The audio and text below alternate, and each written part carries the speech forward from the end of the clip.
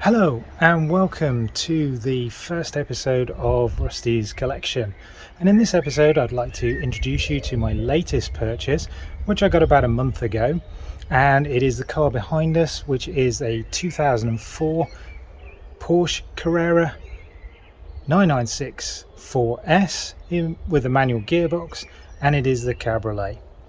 So what do you get with the 996 Carrera 4S?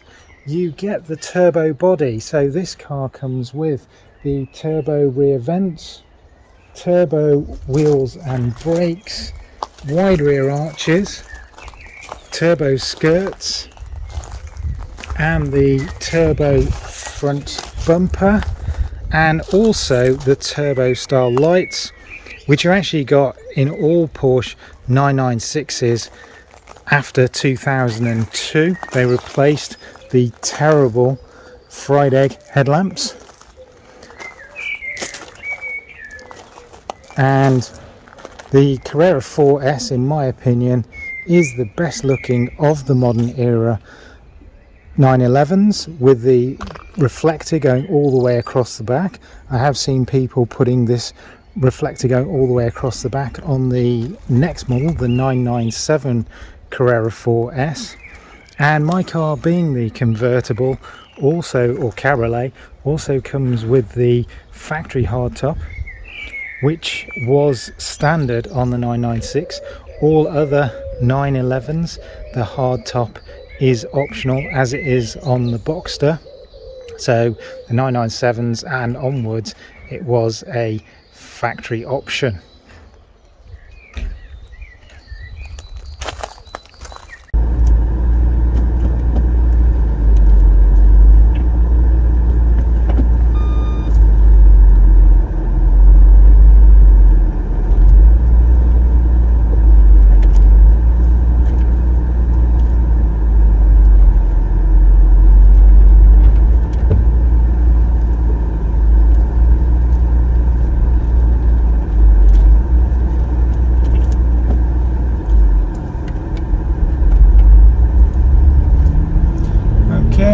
So the only thing I have noticed with this car so far is that it does think that it is a vintage Ferrari, in that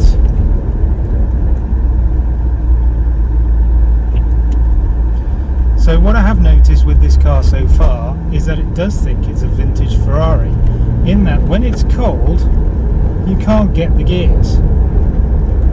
So it definitely needs a transmission fluid change, but other than that I haven't found anything with the car so far that is wrong. Everything seems to work as it should. It goes extremely well, which is all good news for me, buying a 16-year-old Porsche 911.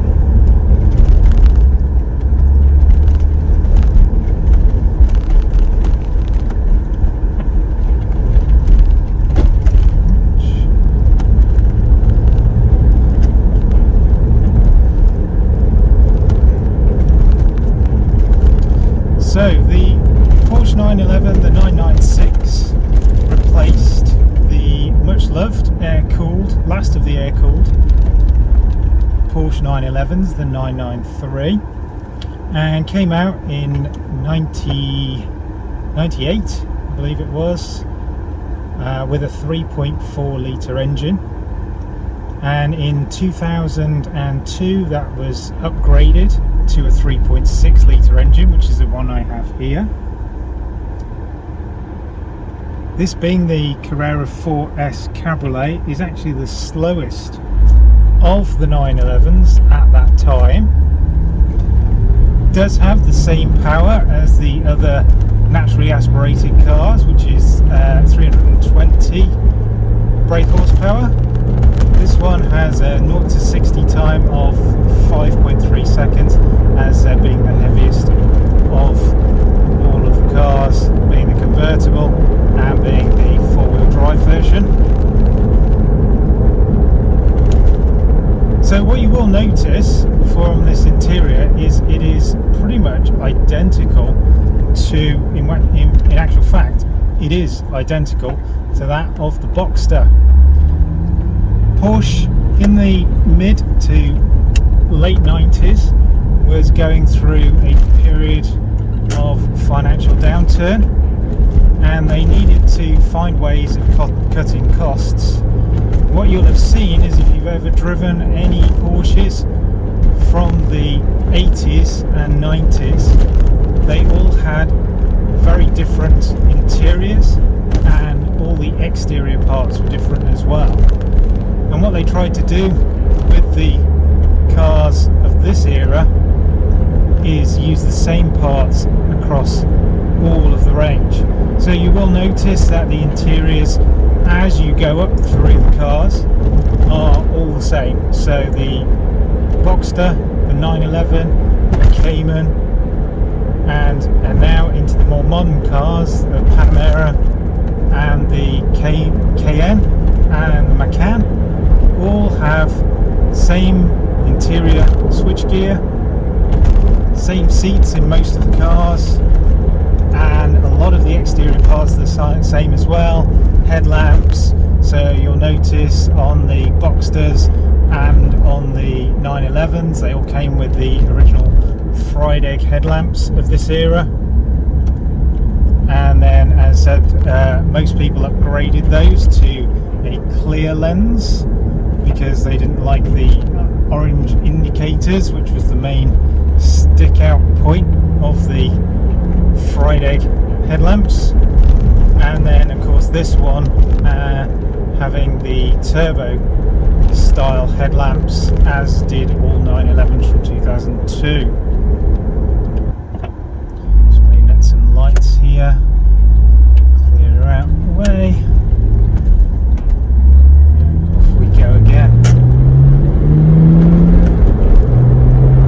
So say the sound from the sports exhaust, absolutely fantastic.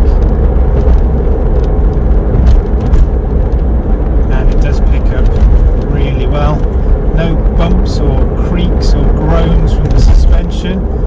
The box that I had, the suspension creaked quite badly, needing the bottom joints to be replaced. Never got around to it before I sold the car on. But, the only thing that it does do is get rid of all the creaking noise by having those lower joints replaced.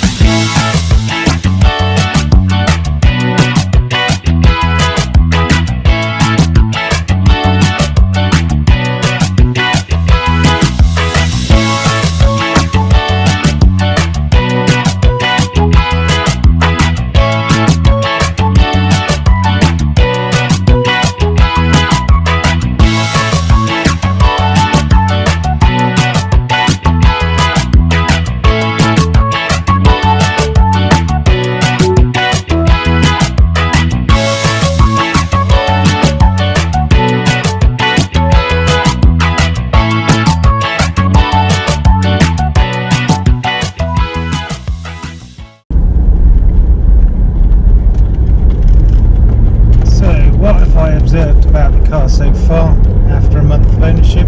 As I said, there's been nothing so far other than needing a transmission fluid change, but I have had it for just a month, and it's a very good sports car. And say 0 to 60 5.4 seconds, not the fastest, but also not too shabby either, with a top speed of 174 miles an hour. Haven't seen that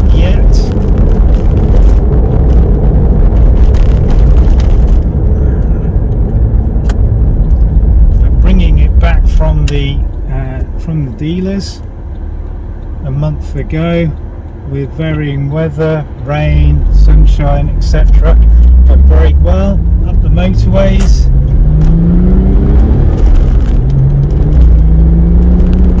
It's not a GT, so not brilliant on the motorways, but not bad either. Of course, if I'd wanted a GT, what I should have done and wanted a Porsche is I should have bought a Porsche 928, which I did have many years ago, and that was a fantastic car on the motorways, but not so good as this car in the corners.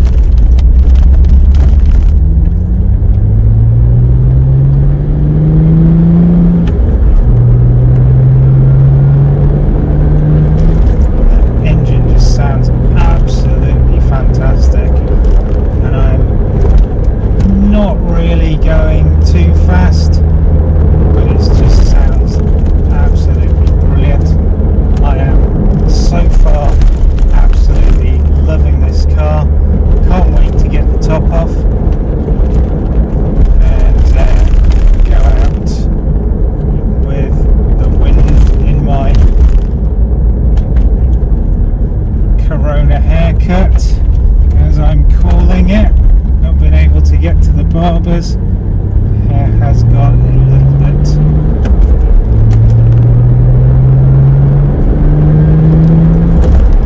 yes, absolutely sublime. And the brakes absolutely brilliant as well.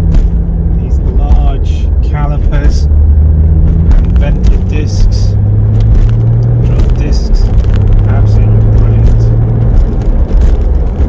Cannot fault this car so far. Time will tell whether I have made a crazy purchase, which is going to cost me a fortune, or whether this car will be reliable in the long term.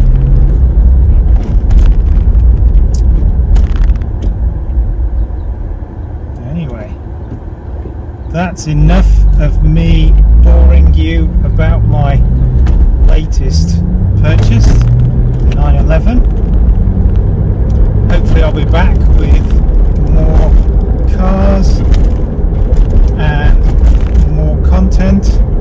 So if I didn't bore you too much, please hit the subscribe button, the like button, and the notify button. Thanks very much for listening, and I will see you next time. Bye for now.